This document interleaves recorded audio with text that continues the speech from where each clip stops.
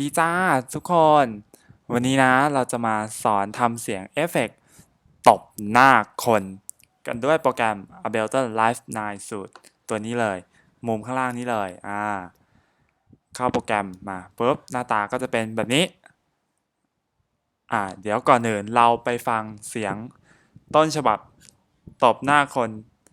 จากละครแรงเงากันฉากนี้มันมากพูดเลย คุณนายนพภาโดนตบมันสะใจมากฉากนี้เดี๋ยวไปฟังเสียงตบกัน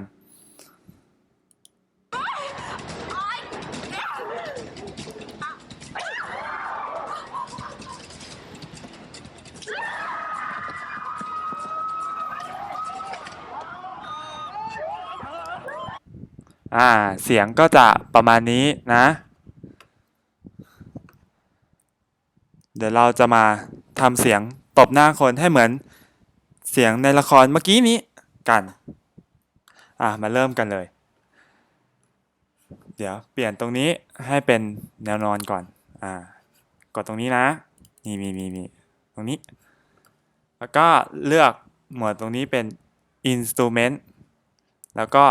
Operator ให้ลาก Operator ลงมาอยู่ในแถบที่ว่างๆตรงนี้แล้วก็จะได้หน้าต่างมาแบบนี้นะจ๊ะแล้วก็ให้เปิดหมวด Operator เลือกลงมาก็จะมีหมวดให้เลือกเยอะแยะมากมายแล้วก็เลือกหมวดนี้เลย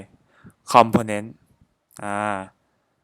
ก็นี่เลยเสียงนี้เลย Noise Hit Attack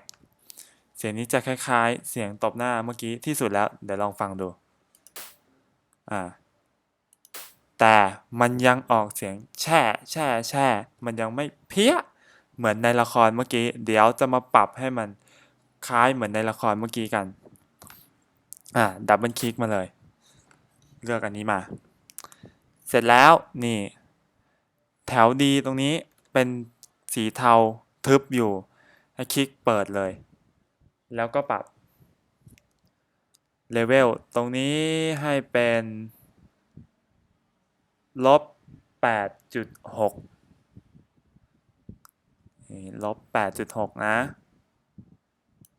ได้แล้วเสร็จแล้วแถว C ตอนนี้มันอยู่ที่-3.2ให้ปิดเป็นสีดำหมด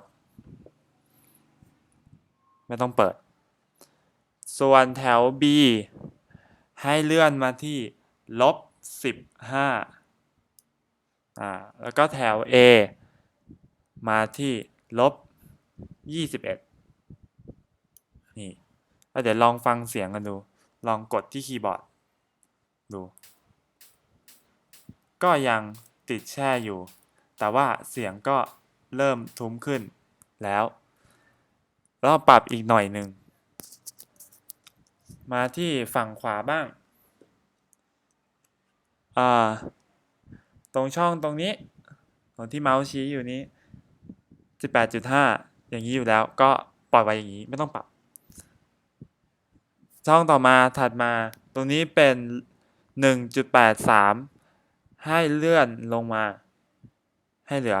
0.30ช่องตรงนี้ transpose ให้เลื่อนเป็น-48สุดคือสุดเลยเลื่อนให้สุดเลยก็โทนปรับให้สุดเหมือนกัน100ไปเลย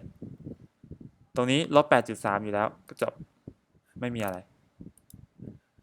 แล้วก็ช่องตรงนี้นี่ฟิลเตอร์ให้เปลี่ยนเป็น low ladder เดี๋ยวลองฟังเสียงกันดูว่ามันเปลี่ยนไปยังไงบ้าง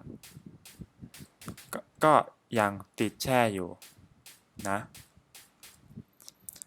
ก็มาปรับนี่เลยตรงเส้นเสียงนี้เลยตรงนี้เลื่อนมาสุดนี่เลยอันนี้ก็ลากลงมาเพื่อที่จะได้เสียงทุ้มๆเดี๋ยวลองฟังเริ่มทุ้มแล้วนี่อันนี้ก็ลากลงมาอีกขยับเข้าไปใกล้ๆหน่อยเริ่มทุ้มแล้วใกล้แล้วอีกนิดนึง อ่ะเรียกว่าใกล้เคียงกับเสียงในละครเมื่อกี้เลยนี่ตบหน้าคนเพี้ยเพี้ยเพี้ยเดี๋ยวลองกลับไปฟังเสียงในละครดูว่าเหมือนหรือต่างกันยังไงแต่ก็คิดว่าน่าจะต่างกันอยู่ก็ไม่มากสักเท่าไหร่แต่ก็คล้ายๆให้เสียงคล้ายๆเรียกว่าคล้ายๆก็แล้วกันไม่เหมือนมากเท่าไหร่นะเรามาฟังเสียงในละครดูกันอีกรอบหนึ่ง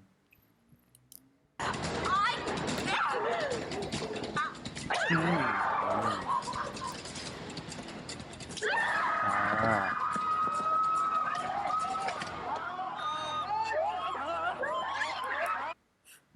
แล้วเดี๋ยวลองมาฟังเสียงที่เราตั้งค่ากันใน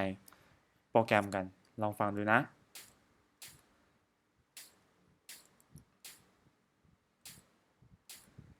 เสียงก็คล้ายๆกันนะอาจจะไม่เหมือนมากแต่ก็ถือว่าใช้ได้อยู่นะก็เสร็จแล้วแค่นี้นะวันนี้ก็ขอบคุณมากเลยที่ดูนะขอบคุณมาก